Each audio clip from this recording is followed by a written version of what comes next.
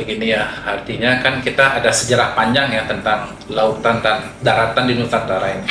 Artinya sebetulnya kalau kita melihat dari sejarah, kenapa kok peradaban kita itu ada di berdonggaknya hanya di daratan, di kontinental.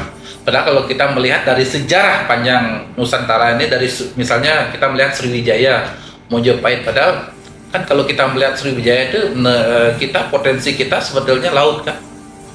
Bayangkan nggak? Makanya kita dibilang apa Nusa itu loh.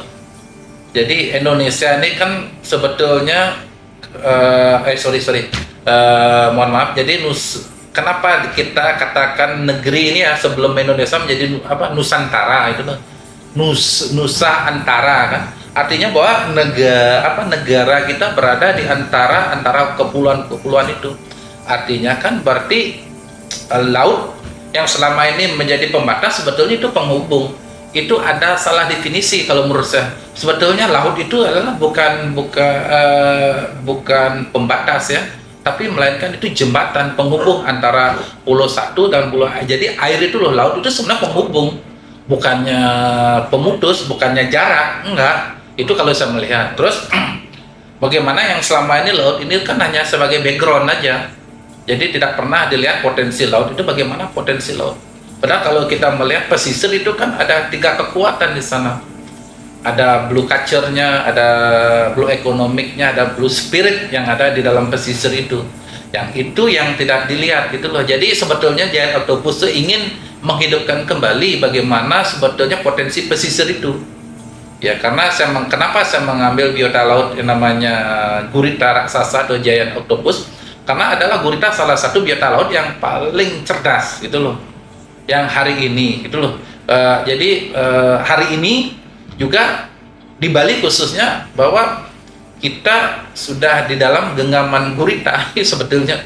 Ya makanya sama gurita itu kan ada 8 kaki itu ada 8 kabupaten kita di Bali dan kalau kita melihat tuh setiap kabupaten itu sudah ada guritanya. Ya kita nggak bisa pungkiri lagi bagaimana kekuatan gurita ini mulai dari pesisir menguasai Bali kan ya kita bisa lihat itu artinya begini. Coba kita menengok kembali berapa persen sih lokal asli Bali yang memiliki aset di pesisir kan bisa dihitung Pak. Semua aset-aset properti yang mewah itu kan miliknya orang luar.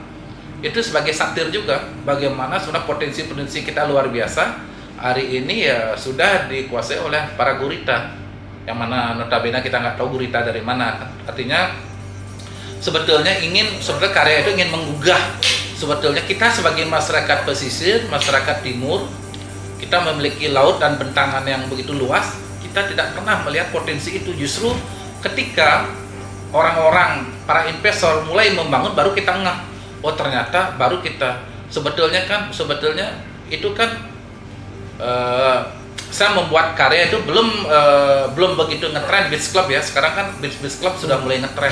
Artinya sebetulnya kehadiran karya gurita itu di pesisir itu ingin menghidupkan nilai-nilai kesadaran kita terhadap potensi pesisir itu aja sih.